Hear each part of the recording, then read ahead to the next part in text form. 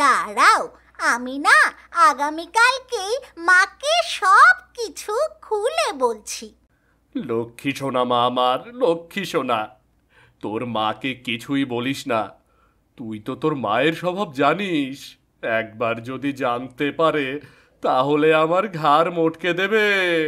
আচ্ছা বাবা, ঠিক আছে, এখন যাও তো, ঘুমোতে যাও। শোনো মা, তোমাকে না একটা গোপন খবর বলি। কি আবার অঘটন ঘটিয়েছিস? কোন গোপন খবরের কথা বলছিস তুই?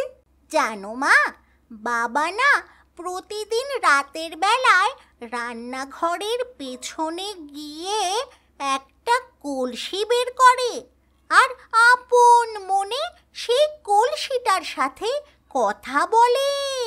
কি সব পাগলের মতো বলছিস? আরে বাবা, আমার কথা বিশ্বাস না হলে চলো আমরা গিয়ে দুজনে মিলে দেখি। চল দেখি বাবা সত্যি সত্যি কিছু লুকিয়ে রেখেছে কিনা। এদিকে হীরা সেই কলসিটা নিয়ে নদীর পাড়ে বসেছিল। অনেক দিন ধরে কলসিটা লুকিয়ে রেখেছিলাম, কিন্তু আমার মেয়েটা জেনে গেছে। না না না না, এটা আর লুকিয়ে রাখা যাবে না।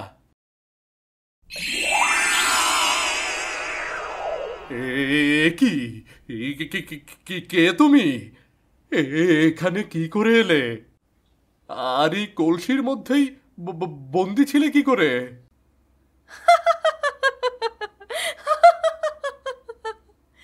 আমি কে জেনে তুমি কি করবে? আমি অনেক দিন ধরে এই কলসির মধ্যে বন্দি ছিলাম।